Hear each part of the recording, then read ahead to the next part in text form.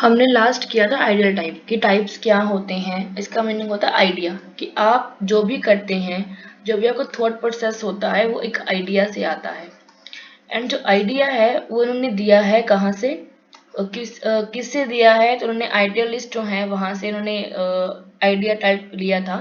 And जो ideal type की चीज़ जो दी हुई है, जो बताई हुई है आइडियल टाइप की, वो बताई हुई है आदर्श जो इनका प्रकार है उसमें जो बताया हुआ है ब्यूरोक्रेसी के बारे में, नौकरशाही के बारे में, कि नौकरशाही का आदर्श प्रकार क्या है, कि जो नौकरशाही है चाहिए कैसी, ठीक है, क्या प्रकार है, सब कुछ बता रखा है। ओके। एंड जो आइडियल टाइप है इसके दो प्रकार हैं, हिस्टोरिकल एंड जर्नल। ठीक है, अभी हम इसको पढ़ेंगे।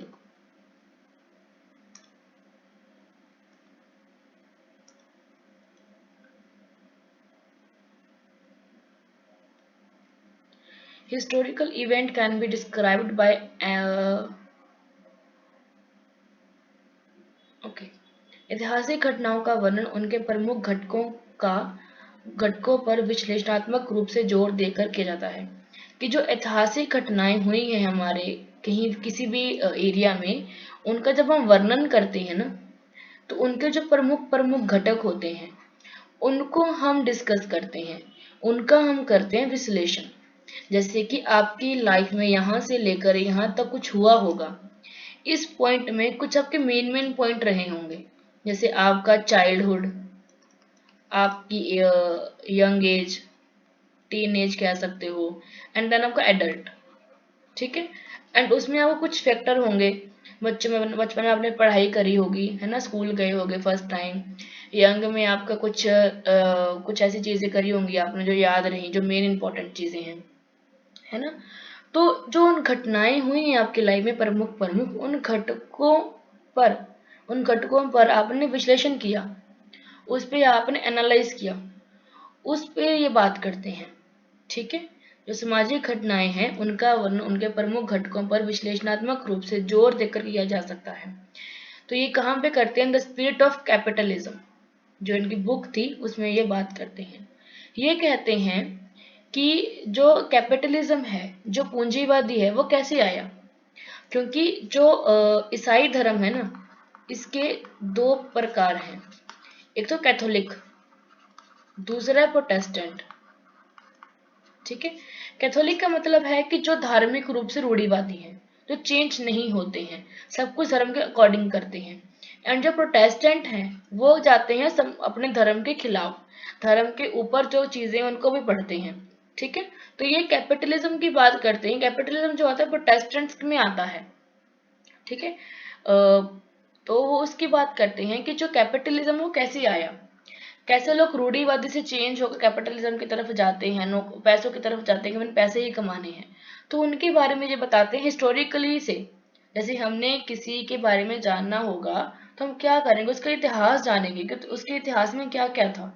तो इन्होंने स्टडी करी है, उसका मेन पॉइंट क्या है, कैपिटलिज्म एंड ब्यूरोक्रेसी। ठीक है। एंड जो ब्यूरोक्रेसी है वो कैसे बना, उसकी हिस्ट्री से समझा उसको कि हिस्ट्री कैसे बनी है, क्यों लोग कैपिटल की तरफ जा रहे हैं, क्यों लोग ब्यूरोक्रेसी की तरफ जा रहे हैं। ठीक है जी। एंड जो वेबर है इसने कुछ इसके फीचर्स बताए हैं। ओके। जब इस विश्वास प्रणाली के शुद्ध रूप पर साफ उजागर हो जाता है, तो इस विशिष्ट ऐतिहासिक घटना के उद्भव के कारणों की तलाश करना संभव हो जाता है।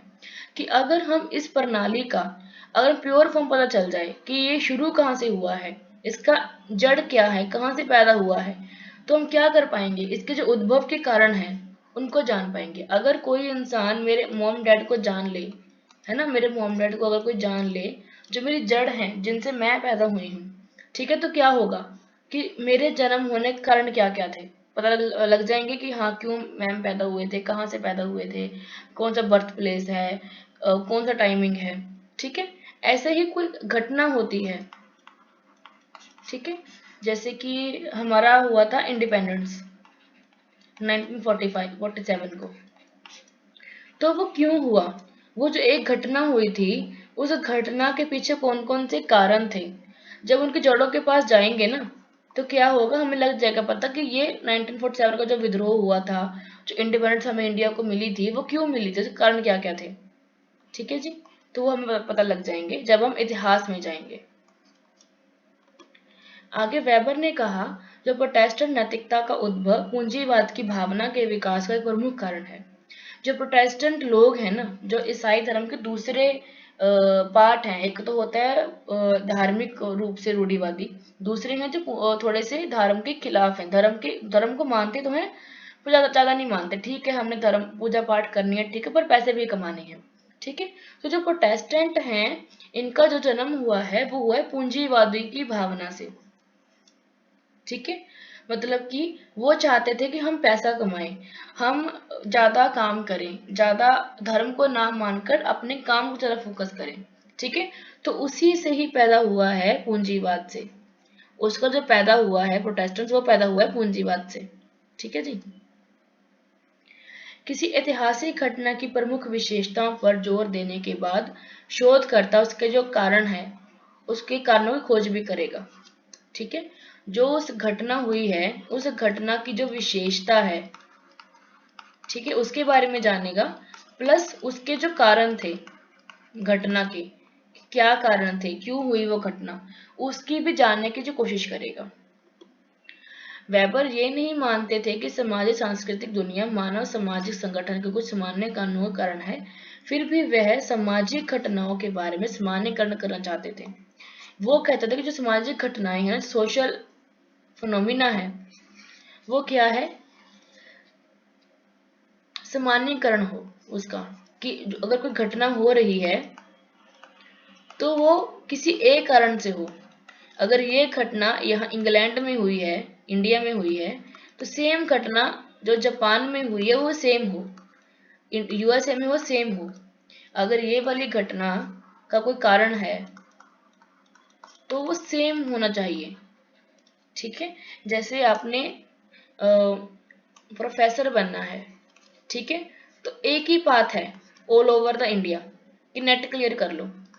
ठीक है, तो वो यही कहना चाहते थे कि अगर कोई घटना हो रही है, ये घटना है प्रोफेसर बनना, तो उसके जो कारण है वो सामान्यकरण चाहिए होने, सब कुछ सेम हो, सामान्यकरण हो, जनरलाइज हो, कि हाँ ये घटना हुई है तो इसका कारण ये है। अगर कोई प्रोफेसर बना है तो उसका कारण क्या है कि उसका उसने एमए करी है, उसने नेट क्लियर किया है, या उसने सेट क्लियर किया है। ओके रजन, आगे कहते हैं second type general type, journal वाला है ना। ओके, ये जर्नल वाला था। हिस्ट्री में क्या था कि आप उसकी हिस्ट्री को जान रहे हो। जनरल का मतलब उसे सामान्य कर रहे हो, उसको आप सामान्य कर रहे हो, ठीक है, सेम कर रहे हो। इस इच्छा ने उन्हें आदर्श प्रकार की जो घटनाओं को तैयार करने के लिए प्रेरित किया, कि जो आदर्श प्रकार घटनाएं हो रही हैं उनको आप तैयार कैसे कर सकते हो, उसके लिए उन्हें मोटिवेट किया इस इच्छा ने, इस डिजायर ने। कौन सी वाली, जर्नल वाली, सामान्यकरण वाली। ठीक है, ये आदर्श प्रकार ऐतिहासिक घटनाओं को का वर्णन नहीं करते हैं, बल्कि वे सामान्य रूप से अभिनेताओं, कार्रवाई और सामाजिक संगठन कुछ प्रमुख गुणों पर जोर देते हैं। कि जो सामान्य रूप हैं उनके, जो अभिनेता से हमारे यहाँ पॉलिसीज कुछ बनती हैं, जैसे कुछ मूवमेंट्स हुए, जैसे कि पीजन मूवमेंट हुआ है, या फिर पॉलिटिकल मूवमेंट्स हुए हैं, उनके जो अभिनेताएं हैं, जो उनकी कार्रवाई करने वाले कार्यकर्ता हैं, जो उनके संगठन हैं, उनके जो मेन मेन गुण है ना, उनको सिमिलराइज कर देना, उनको सामान्यकरण कर देना, कि अगर कोई एक्टर होगा तो वैसे कपड़े पहनेगा, उसकी बोली ऐसी होगी, अगर वो एक्शन लेगा तो ऐसे एक्शन लेगा, अगर वो बनाएगा अपना कोई संगठन तो संगठन ऐसे ऐसे बनेगा, उसकी ये हायरार्की होगी। तो ये क्या है, सामान्यकरण है, कि अगर कोई घटना हुई होगी तो उसके जो मेन मेन गुण हैं वो ये होंगे, उसके जो मेन मेन स्टेप हैं वो ये होंगे। ठीक है, जैसे प्रोफेसर को आप देख लो कि प्रोफेसर तक हमने जाना है। ठीक है, अगर हमें कोई पूछे कि मैम हमने प्रोफेसर बनना, हम क्या करें, तो हम क्या कहेंगे, बेटा आप एमए कर लो, फिर आप नेट कर लो, जब सेट कर लो तो आपका प्रोफेसर हो जाएगा। ये क्यों कह पाए हम, बिकॉज जर्नल आइडिया है, जनरल है, कि अगर आपने यहाँ तक जाना है तो दो पाथ ही हैं, एमए कर लो आपको एडोक पे रख लेंगे, नेट कर लो तो आपको प्रोफेसर असिस्टेंट प्रोफेसर रख लेंगे, ठीक है, जेआरएफ कर लो PhD कर लो तो आपको प्रोफेसर रख लेंगे। तो ये क्या जनरल पाथ है, ठीक है। सेम एक्टर, उनके कुछ गुण होंगे, उनके एक्शन के कुछ पार्ट्स होंगे, एंड जो ऑर्गेनाइजेशन है उसके कुछ मेन प्रॉपर्टीज होंगे, कुछ गुण होंगे। आगे है, वेबर द्वारा निर्मित विभिन्न अमूर्त और सामान्य आदर्श प्रकारों में क्रिया का टाइपोलॉजी सबसे प्रसिद्ध है।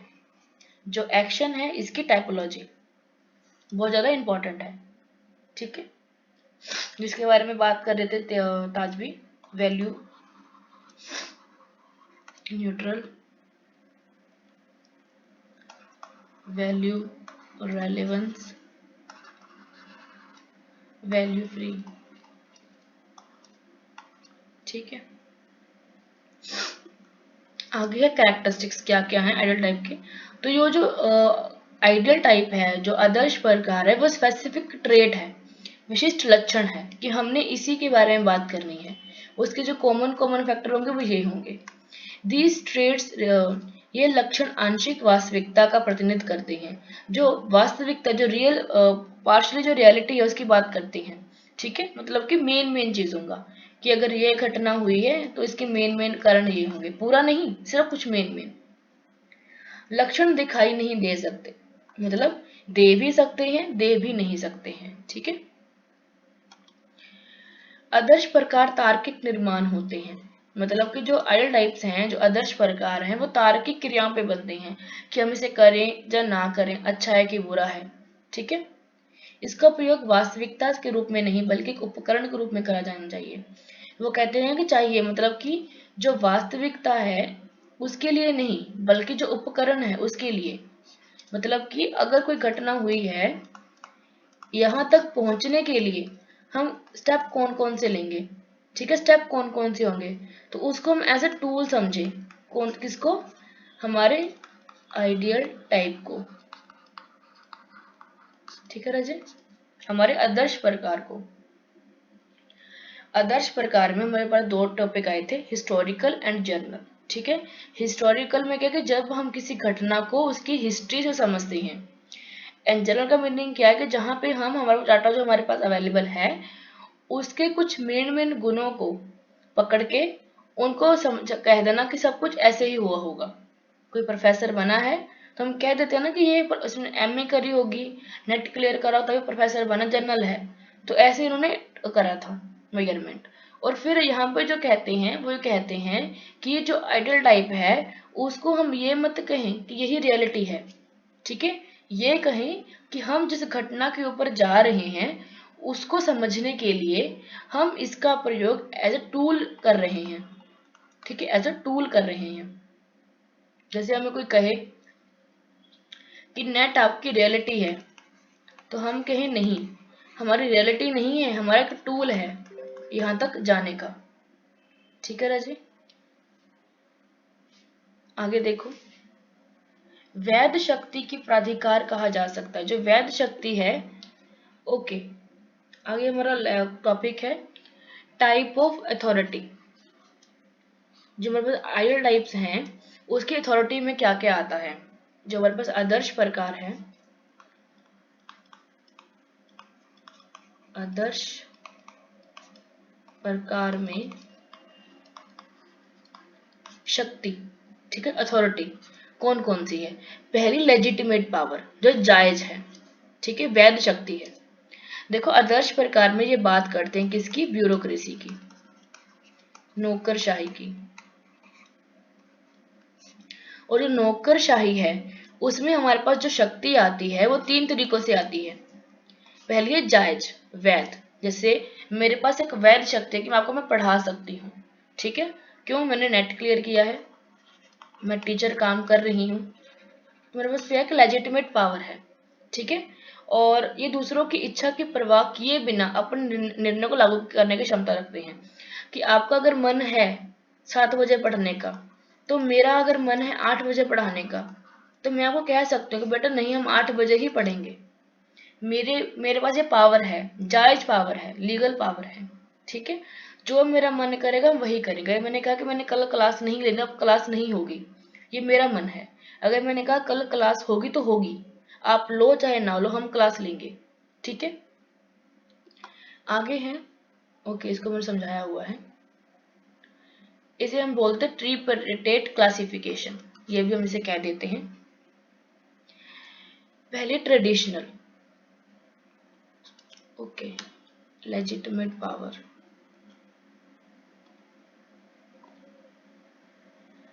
जो अथॉरिटी है, इसके जो तीन प्रकार, तीन एलिमेंट तत्व जो हैं वो ये हैं। तत्व जायज और नाजायज। जो अथॉरिटी होती है ना वो हमारे पास जायज होती है, जायज जो वैध होती है, इसके बारे में ये था। आगे है कि इसके एलिमेंट कौन कौन से हैं। तो पहला ट्रेडिशनल, टीसीआर, ठीक है, ट्रेडिशनल, क्रिस्मेटिक और रैशनल। जो ट्रेडिशनल अथॉरिटी है, इसका मीनिंग है कि जहां पे किसी को मिलने वाली पावर ट्रेडिशनल रूप से हो, परंपरा से हो, विश्वासों के साथ हो, ठीक है, उसके क्वालिफिकेशन से नहीं, क्वालिफिकेशन से नहीं, उसे उसके जो विश्वास हैं, जैसे कोई पंडित है, कोई हमसे बड़ा है, हमारे बड़े बुजुर्ग हैं, उनको जो पावर दी जाती है वो दी जाती है ट्रेडिशनल वे से, कि जो उनके पास पावर है कि वो हमसे बड़े हैं, ज्यादा ज्ञानवान हैं। जो क्रिस्मेटिक है, उसका क्या मतलब है कि हम किसी को पावर देते हैं उसके गुणवत्ता से। जैसे कोई गोरा है, कोई ब्यूटी पार्लर ब्यूटी है कोई, है ना, जब कोई कम्युनिकेशन में अच्छा बात करता है, जो कोई इंटेलिजेंस है, तो हम उसके जो क्रिस्मेटिक है उसके लेवल पे जाके हम उसको पावर देते हैं। तीसरा है रैशनल, जो लीगल पावर होना। जैसे कोई ब्यूरोक्रेट है, कोई नौकर है, कोई पुलिस वाला है, कोई आईपीएस है, कोई आईएएस है, कोई पॉलिटिशियन है, कोई मिनिस्टर है, जिसको कानूनी रूप से पावर मिली हुई है। तो ये पावर के कुछ हमारे पास टाइप कह सकते हो या एलिमेंट कह सकते हो, ठीक है, जो हमारे पास अथॉरिटी के प्रकार हैं, ठीक है। टाइप कह सकते हो, एलिमेंट कह सकते हो, कुछ भी कह सकते हो इसको। तो हमारे पास तीन है टीसीआर, तीन टीसीआर, ठीक है, तीन टीसीआर। टी से ट्रेडिशनल, कि जिसको पावर दी जाती है ट्रेडिशनल वे से, पारंपरिक रूप से। सी का मतलब कृष्माई, कि वो तो कृष्मा है, बड़ा सुंदर है ना, कृष्मा कपूर है, तो याद रखना कृष्मा, जो कृष्मा कपूर है सुंदर होगा, उसके उसकी लेवल से उसे पावर दी जाएगी। तीसरा है आर, आर मतलब कि रेड सिग्नल, ट्रैफिक पुलिस वाला, ठीक है, जिसको लीगल वे से पावर होगी, कि हमें रोक सकता है, हमें पूछ सकता है, अपने कागज दिखाओ, है ना, आप कहाँ रहते हो, अपना एड्रेस बताओ, हमें पूछ सकता है। तो वो है रैशनल, लीगल, इसको लीगल पावर है। Max weber used ideal types for three things. तीन तरीकों के लिए जो आइडियल टाइप है उसका यूज करते हैं। पहला है अब्स्ट्रैक्ट एलिमेंट्स। इसका मीनिंग है कि जो मूर्त हैं, ठीक है, जो कि मूर्त हैं, जैसे कोई सोशल एक्शन है, कोई पावर है, उसके लिए यूज करते हैं आइडियल टाइप, कि ये हमारा जो आइडिया है वो चाहिए ऐसा, कि हमारे एक्शन चाहिए कैसे, हमारी जो पावर हो वो कैसी चाहिए होने वाली, ठीक है। आगे है पर्टिकुलर टाइप ऑफ बिहेवियर, कि हमारा बिहेवियर कैसा होगा, हमारी इकोनॉमी कैसी होगी, हमारा पॉलिटिकल कैसा होगा, हमारा रिलीजन कैसा होगा, ठीक है, एक विशेष प्रकार, particular type, abstract element.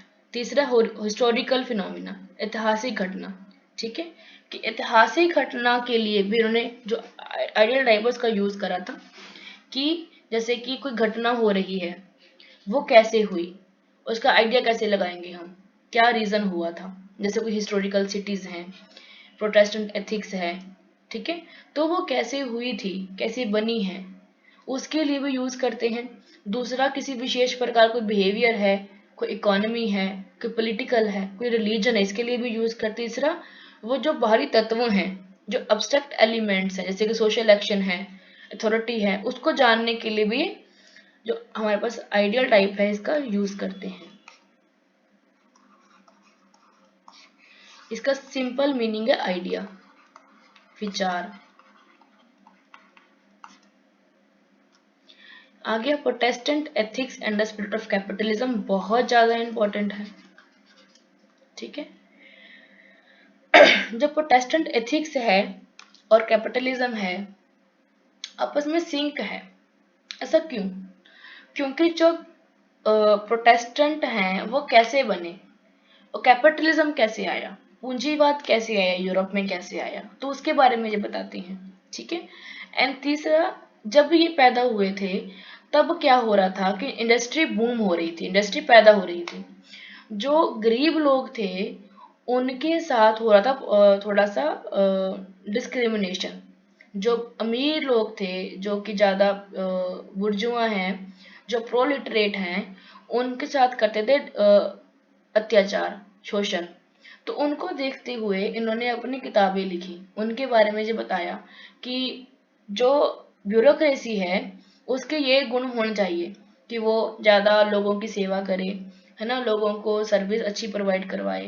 But ऐसा हो नहीं रहा, तो इसके बारे में ये लिखते हैं कि आजकल के जो ब्यूरोक्रेट हैं वो कैपिटलिस्ट हो रहे हैं, सिर्फ पैसे के पीछे भाग रहे हैं। तो ये बताते हैं सब अपनी अपनी बुक में। फिर देखो अभी क्या होता है कि जो क्रिश्चियन है, जो कि ईसाई धर्म है, वो दो भागों में विभाजित है, एक कैथोलिक, दूसरा है प्रोटेस्टेंट। ठीक है, या कैवलिनवाद।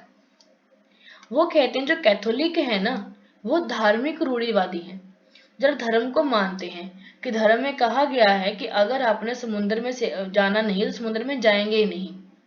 और जो प्रोटेस्टेंट हैं वो क्या कर रहे हैं, वो अपने धार्मिक चीजों को भूल कर नई चीजें लेकर आ रहे हैं, मूर्ति पूजा कर रहे हैं जब कोई और किताबें पढ़ रहे हैं।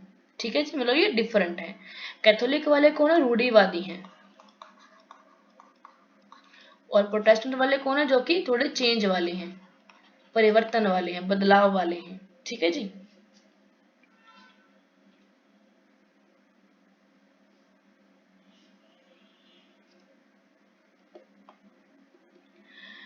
जो प्रोटेस्टेंटिज्म है, जो कि प्रोटेस्टेंट हैं, हम्म, देखो हमारे पास क्या क्या था, कैथोलिक रिलीजन था और प्रोटेस्टेंटवाद था। ठीक है। कैथोलिक कौन थे, जो कि चेंज थे, जो कि रूढ़िवादी थे। प्रोटेस्टेंट वाले भी थोड़े चेंज और कैपिटल नहीं थे, थोड़े से मतलब क्या थे कि अपने जो धर्म था उसको मानने वाले नहीं थे, धर्म के खिलाफ थे, धर्म के अलग से काम कर रहे थे। बट जो प्रोटेस्टेंटवाद वाले भी थे ना, वो चेंज तो हो गए थे बट कैपिटलिस्ट नहीं थे, मतलब पूंजीवादी नहीं थे अच्छे तरीके से। ठीक है। जरा धर्म को मानते थे अच्छे तरीके से, मतलब रूढ़िवादी भी थे बट इतना नहीं थे। एंड जो कैपिटलिस्ट वाले हैं, जो कि पूंजीवादी वाले हैं, इन दोनों में डिफरेंट आएगा हमारे पास। वो क्या है, जो प्रोटेस्टेंटिज्म वाले हैं वो अपनी ग्लोरी में मानते हैं कि अपनी महिमा, कि भगवान ने अपनी महिमा के लिए दुनिया बनाई है, कोई पुजारी मध्यस्थता नहीं कर सकता। ठीक है जी। जो पुजारी है वो मिडल मैन नहीं है, सब कुछ भगवान के द्वारा बनाया गया है। और अब वो कहते हैं कि हम अपने स्वर्ग को चुन चुके हैं, हम ऑलरेडी स्वर्ग में ही रह रहे हैं। ठीक है। डॉक्ट्रीन का जब प्रेडिस्टाइन है, मतलब कि पूर्व नियत का सिद्धांत, कि अगर आप अच्छे कर्म करोगे तो आपको अच्छा फल मिलेगा, बुरे काम करोगे तो बुरा फल मिलेगा। ये जो पूर्व आपका नियत हो चुका है कि अगर हम गुड वर्क करेंगे तो हमें स्वर्ग मिलेगा, हेवन मिलेगा, और अगर हम बैड वर्क करेंगे तो हमें हेल मिलेगा। ये जो हो चुका है डिसाइड, वो कैसे हुआ, हमारे धर्म ने बताया। धर्म ने क्यों बताया, क्योंकि हम अच्छे काम कर सके, लोगों से अच्छा बिहेव करें, एक अच्छा समाज बन सके। देखो एक चीज है हमारे रिलीजन में, अगर कोई चीज आपने किसी को सिखानी है, उसके ऊपर थोपनी है ना, उसके ऊपर रिस्ट्रिक्ट करनी, उसके भले के लिए है, आप इस धर्म से जोड़ दो कि बेटा हमारे धर्म में ये कहा गया है कि ये करोगे तो अच्छे रहोगे। ठीक है। धर्म में ये चीज अच्छी है, वो चीज पाप है। तो हम लोग जो क्या है ना, हमारा एक माइंड बना हुआ है, धर्म सबसे बड़ा है, धर्म में कहा गया तो हम कर लेंगे। अगर कोई इंसान ऐसे कहेगा ना कि पॉलिसी बनाई है कि भाई ऐसा करो, हम नहीं करेंगे। अगर अगर हमें धर्म में कहा गया हो कि बेटा अपने 2 बच्चे पैदा करने हैं, ठीक है, तो लोग 2 बच्चे पैदा कर भी लेंगे, 3 भी नहीं करेंगे, बिल्कुल धर्म में कहा गया है। अगर कोई पॉलिसी बना दी जाए कि हम 2 हमारे 2, तो कभी भी नहीं मानेंगे कि नहीं हम 4 करेंगे, 2 + 2 4। ठीक है ना। तो ये क्या है कि अगर आपने किसी इंसान को कुछ समझाना है, ये मेरा मतलब मानना है, एग्जाम्पल मेरी है, कि अगर आपने किसी कुछ समझाना है, कुछ मनाना है, कुछ कहना है, धर्म से जोड़ दो कि धर्म में ये कहा गया है, तो वो कर लेगा। अगर कहोगे कि नहीं ये मेरा रूल है, आपने यही करना है, तो वो नहीं करेगा। ठीक है, क्योंकि हर एक इंसान के लिए धर्म ज्यादा इंपॉर्टेंट है रेदर देन कोई इंडिविजुअल, कोई आम इंसान। ये जो लोग थे प्रोटेस्टेंट वाले, ये तब में विश्वास करते थे, सादे जीवन में विश्वास करते थे कि हम अच्छे लाइफ में रहेंगे, सिंपल लिविंग हाई थिंकिंग में अपना ध्यान देते थे। जो कुछ भी इसके पास है उसमें संतुष्ट थे कि हमारे पास 100 रुपए हैं, ठीक है, कंफर्टेबल, ज्यादा पैसे के ऊपर भागे नहीं थे कि ज्यादा पैसा कमाना है, सेटिस्फाइड थे अपनी हर एक चीज में। ठीक है, और कहते थे हर काम पवित्र है, जो मर्जी कर लो, हर काम पवित्र है, अच्छा है, ये बात कह रहे थे। बट जो कैपिटलिज्म है, जो कि पूंजीवादी है, वो डिफरेंट कैसे हैं? जो पूंजीवादी है वो मौज मस्ती के लिए जो धन है वो नहीं, बल्कि अपने धन पैदा करने के लिए काम करते थे। कि अगर हमने पैसा कमाना है तो हमने इंजॉयमेंट भी करनी है, बट साथ में और पैसा भी कमाना है। जैसे अगर आपको मैं अपनी एग्जांपल दूं, जो मेरे पास पैसे आते हैं मैं उसको कैसे खेलती हूँ, जो मेरे पास इनकम आई उसको मैंने कुछ पार्ट रख लिया अपना, अपने खर्चे के लिए, उसको फिर मैंने घुमा दिया सिप में। सिप में मेरा जो पैसा वो डबल होता रहता है। फिर पैसा आया अगले मंथ, उसको फिर मैंने इन्वेस्ट किया, अपने खर्चे निकाले एंड फिर सिप में लगा दिया। कुछ रेंटल इनकम आती है मेरे को, जैसे मैंने किसी कंपनी में इन्वेस्ट किया एंड देन मेरे को रेंटल इनकम आ रही है हर महीने महीने, मुझे 3-4 महीने रेंटल मेरे को आ रहा है, सिर्फ मैंने एक बार इन्वेस्ट किया है। ये कैसे किया? बिकॉज माइंड कैपिटल वाला है कि भाई जहां से पैसा आ रहा है उसको और कहीं घुमा दो ताकि और पर डबल हो जाए। ठीक है, अगर मेरे को 40% आता है पूरे साल में मुझे रेंटल, ठीक है, तो सिर्फ से मुझे कितना आ जाएगा? 40% और 80% मेरे कैपिटल का मुझे आ रहा है, जनरेट होके आ रहा है, कैपिटल सेम है बट आगे आगे घूम रहा है। ठीक है,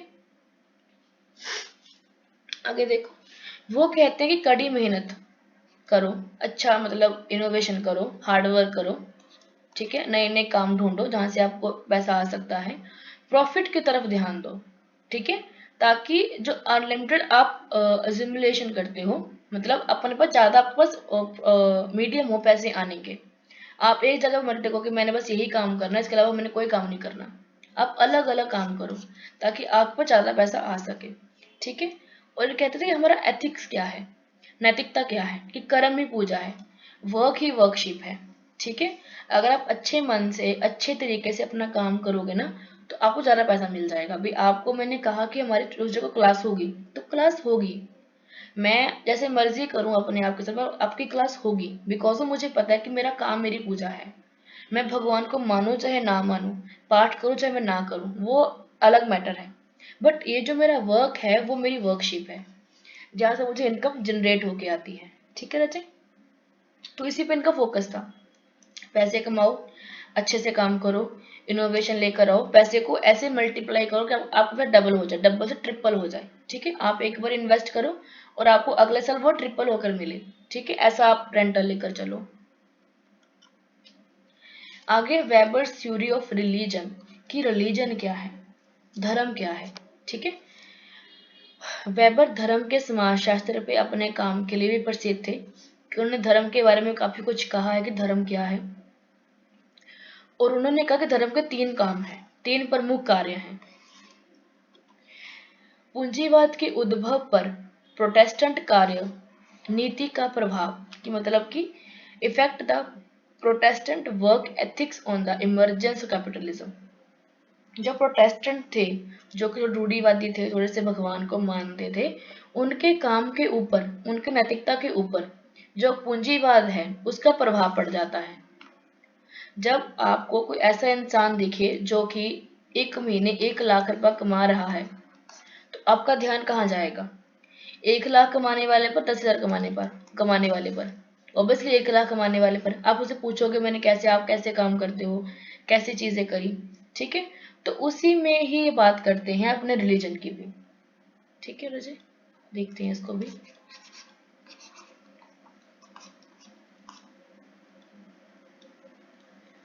weber a Protestant believed that okay Protestant विश्वास रूप में कैलेंडरवाद आर्थिक विश्वास को रेखांकित करता है कि जो प्रोटेस्टेंट विश्वास है, जो कि धर्म को लेकर विश्वास है, ठीक है, वो क्या करता है कि आपका जो आर्थिक विकास है उसको भी रेखांकित करता है। जो हमारा प्रोटेस्टेंट है, जब ये पैदा हुआ, जब पूंजीवाद पैदा हुआ, उसका प्रभाव पड़ता है प्रोटेस्टेंट के ऊपर, ठीक है, और इसी से ही पैदा होता है हमारा आर्थिक विश्वास। क्योंकि अगर आपको धर्म में कहा जाए कि बेटा आप अच्छे से काम करो, अगर आप अपने काम को अच्छे से करते हो, अच्छे से सच्चे मन से करते हो, चीटिंग नहीं करते हो, जो कहते हो वो करते हो, किसी के हक का नहीं खाते हो, तो आपका वही वर्कशिप है, आपकी वही पूजा है, ठीक है। आपको मंदिर आने की जरूरत नहीं है, बिकॉज आप अपने काम में ही इतना व्यस्त हो और काम अच्छे से कर रहे हो, तो आपको मैं ऐसे ही आपका अपना आशीर्वाद बना के रखूंगा। तो ये बात करते हैं अपने इस पार्ट में। दूसरा है कि प्रोटेस्टेंट ने कड़ी मेहनत के महत्व पर ध्यान केंद्रित किया। वो कहते हैं कि भाई हार्ड वर्क करो, ठीक है, हार्ड वर्क प्लस इनोवेशन।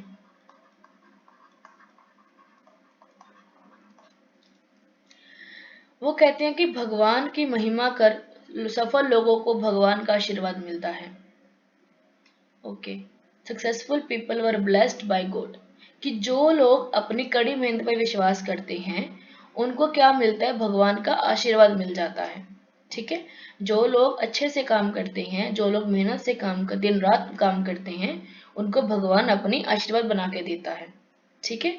और इसी से ही उन्होंने क्या किया, कोई आपको कह दे कि अगर आप अच्छी मेहनत करोगे भगवान आपका हेल्प करेंगे, तो आप क्या करोगे, भगवान की पाठ पूजा करोगे, मंदिर में जाओगे, सब कुछ करोगे, बट आप काम नहीं कर रहे, तो क्या आपका काम सक्सेसफुल होगा, तो कभी भी नहीं होगा। आप काम करो, भगवान को कहो कि मैंने आप पे छोड़ दिया, मैं पाठ कर रहा हूँ, बट अपने काम के अकॉर्डिंगली मैं काम कर रहा हूँ, काम में मेरे सब कुछ सच है, कुछ भी छुपाया हुआ नहीं, सब कुछ क्लियर कट है, जो कुछ मैंने कहा है वो सब कुछ बता रखा है, तो भगवान आपको एक्चुअल में आपको प्रॉफिट देगा, ठीक है। इन मूल्यों ने एक उद्यमशीलता संस्कृति को जन्म दिया, जिसे आधुनिक पूंजीवाद का आधार बना, ठीक है। जो आधुनिक जो लोग हैं, जो आजकल के जो पूंजीवाद हैं, जो कैपिटलिस्ट हैं, जो कि पैसे कमा रहे हैं, बिजनेस कर रहे हैं, उसमें जो इंटर्नशिप आई है, इंटरप्रेन्योरशिप या फिर उद्यमशीलता आई है, उसका मेन रीजन क्या है, उनको कहा गया कि बेटा अगर आप धर्म से काम करोगे, ठीक है, धर्म से काम करोगे, सच बोलोगे, झूठ नहीं बोलोगे, तो मैं आपके साथ हूं और आपको ज्यादा मैं अपना आशीर्वाद बना के रखूंगा। तीसरा है कैसे धार्मिक विचारों ने सामाजिक सतरीकरण को रेखांकित किया। जो धार्मिक विचार हैं, जो हमारे पास रिलीजन के थॉट्स हैं, उनसे क्या हुआ है, जो हमारा समाज सतरीकरण हुआ है, समाज सतरीकरण हुआ है कि लोगों में डिवाइडेशन आया है। प्रोटेस्टेंट कार्यनीति भी समाज सतरीकरण को उचित ठहराने के लिए उपयोगी थी। सफल लोगों को भगवान ने धन का आशीर्वाद दिया था, जबकि जो लोग प्राप्त मेहनत नहीं करते हैं उनको वो लोग गरीब थे, ठीक है, उनके सम्मान में कड़ी मेहनत करने के लिए उन्हें अच्छा आशीर्वाद नहीं मिला है, ठीक है। तो यही बात कहते हैं कि जो लोग अच्छा काम करेंगे उनको भगवान का आशीर्वाद मिलेगा और वो अमीर हो जाएंगे, रिच हो जाएंगे, और जो लोग बैड वर्क करेंगे, अपनी अच्छी सी मेहनत नहीं करेंगे, सच झूठ बोलेंगे, तो वो गरीब रहेंगे, पुअर रहेंगे, चाहे वो मेहनत बहुत करें, चाहे रोज रिक्शा चलाए, सब कुछ अच्छा करें, बट जब तक वो अच्छा काम नहीं करे, जब तक वो किसी के लिए अच्छा काम नहीं करेंगे, तब तक उनको कुछ भी नहीं मिलेगा। देखो, एक अंबानी है जो कि हर रोज लाख रुपए करोड़ रुपए कमा रहा है। दूसरी तरफ एक रिक्शे वाला है, सुबह उठता है, शाम तक साइकिल चलाता है, एंड देन शाम को 500 रुपये घर लेकर आता है। घर आकर वो क्या करेगा, पोगा पिएगा, दारू पिएगा एंड बीवी को मारेगा, बच्चों को बुरा भला बोलेगा, सो जाएगा। तो जो वो कर रहा है वो अच्छा काम नहीं है, इसी वजह से वो गरीब है। अगर वो अपनी वाइफ को प्यार करे, अब जो पैसे आए हैं उसको इन्वेस्ट करे कहीं ना कहीं, ठीक है, अपने बच्चों को एजुकेशन दिलवाए, अच्छी दिलवाए, और बीवी को भी काम करने दे, तो उनकी जो लाइफ वो अच्छी हो जाएगी। भगवान खुद उनको छप्पड़ फाड़ के देगा अगर वो अच्छा काम करती हैं तो। ठीक है, ये कहना चाह रहे हैं इस पूरी लाइन में। आगे पश्चिमी सभ्यता में ईसाई जड़ें। जो हमारे पश्चिमी सभ्यता है, जो हमारा वेस्टर्न एरिया है, वहां पे ईसाई जड़ें हैं। वेबर का मानना था कि जो पश्चिमी पूंजीवाद है प्रोटेस्टेंट कार्यनीति की अवधारणा का प्रत्यक्ष परिणाम था, और पूंजीवाद के साथ साथ व्यक्तिवाद के पश्चिमी मूल्य सीधे प्रोटेस्टेंट कार्यों से निकले हैं। कि जो प्रोटेस्टेंट था ना, वो चेंज था कि जो धर्म में कहा गया है हम उसको ना मानकर अलग मानेंगे। एंड जब पूंजीवाद आता है, जब कैपिटलिज्म आता है, जब इंडस्ट्रियलाइजेशन होता है, जब उद्योगीकरण होता है, तब क्या होता है कि जो प्रोटेस्टेंट वाले हैं उनका मन बदलता है पूंजीवाद की तरफ। फिर उनके मन में आता है व्यक्तिवाद कि हम हैं तो क्या गम है, हम सब कुछ हैं। ठीक है, हम हैं तो हम ही हैं। ठीक है, हमारे बिना कुछ भी नहीं है। तो इनसे भी कहीं ना कहीं जो व्यक्तिवाद है, जब पूंजीवाद है, ये पैदा हुआ है with the help of Protestant कार्यनीति, जो प्रोटेस्टेंट धर्म था, जो कि धर्म से थोड़ा सा अलग काम कर रहा था। आगे है rationalisation theory by Max Weber, ये हम कल देख लेंगे। इसका सिंपल सा मीनिंग यही